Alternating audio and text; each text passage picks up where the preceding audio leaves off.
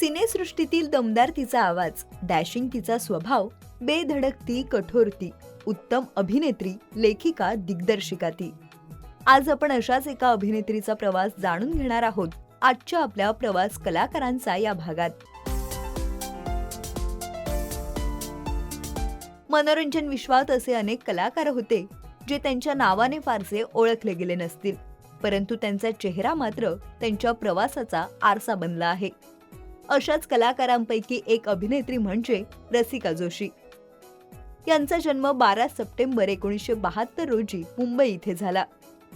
रसिका यांचे शिक्षण अ.भी. गोरेगावकर स्कूलमध्ये झाले होते, तर साठे कॉलेज येथे त्यांचं पुढील शिक्षण पार पडलं. कॉलेजमध्ये त्यांनी अनेक एकांकिका गाजवल्या होत्या. पहिल्यापासूनच वेगळे काहीतरी करण्यासाठी त्यांची धडपड असायची. रंगभूमीपासून सुरू झालेला त्यांचा प्रवास हळूहळू मराठी मालिका, मराठी चित्रपट, हिंदी चित्रपट आणि हिंदी मालिकांपर्यंत पोहोचला होता. रसिका जोशी यांनी पंडित सत्यदेव दुबे, विजयाबाई मेहता यांच्या नाट्य शिबिरांमध्येही सहभाग घेतला होता. नागमंडल हे त्यांचं पहिलं प्रायोगिक नाटक होतं. प्रसिद्ध दिग्दर्शिका लता नार्वेकर यांच्या उंच माझा झोका या मराठी नाटकातून त्यांनी आपल्या कारकिर्दीचा प्रवास सुरू केला होता. रसिका जोशी या केवळ एक दमदार अभिनेत्रीच नाही, तर लेखिका आणि दिग्दर्शिकाही होत्या. त्यांचा लेखिका बनण्याचा प्रवास आणि त्याबद्दलचा एक किस्सा त्यांनी एका मुलाखतीत सांगितला होता. एका कार्यक्रमात त्या पाहुण्या म्हणून गेल्या होत्या. तेव्हा त्यांना तू उत्तम अभिनेत्री आहेस तर एक छोटं नाटक करून दाखव असा आग्रह करण्यात आला. त्यानंतर बराच विचार केल्यानंतर त्यांनी आणि त्यांच्या सहकलाकाराने मिळून नवीन काहीतरी स्किट लिहून काढूया असा विचार केला आणि छान द्विपात्री अभिनय सादर केला. तो अभिनय सादर करण्याच्या आधी त्यांनी सांगितलं, व्हाईट लिली आणि नाईट रायडर हे आमचं नाटक आहे.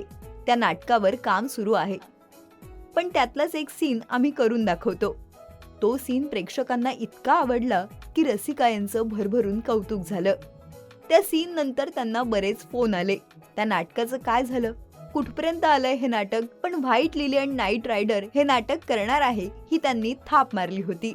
पण त्यानंतर त्यांनी हे मनावर घेतलं आणि त्या उत्तम अभिनेत्रीसह लेखिका म्हणून पुढे आल्या. त्यानंतर त्यांनी एका सीनचं रूपांतर स्वतःच्या लेखणीतून नाटकात केलं. व्हाईट लिली आणि नाईट रायडर आणि यांसारख्या अनेक नाटकांमधील त्यांच्या भूमिका विशेष गाजल्या. प्रपंच या मराठी दूरचित्रवाणी मालिकेतील त्यांची भूमिका विशेष गाजली. तसेच मराठीत खबरदार, यंदा कर्तव्य आहे अशा चित्रपटांमधील त्यांच्या भूमिका अविस्मरणीय होत्या. यंदा कर्तव्य आहे या चित्रपटाची कथा आणि चित्रपटाचे संवाद लेखनही त्यांनी केले होते.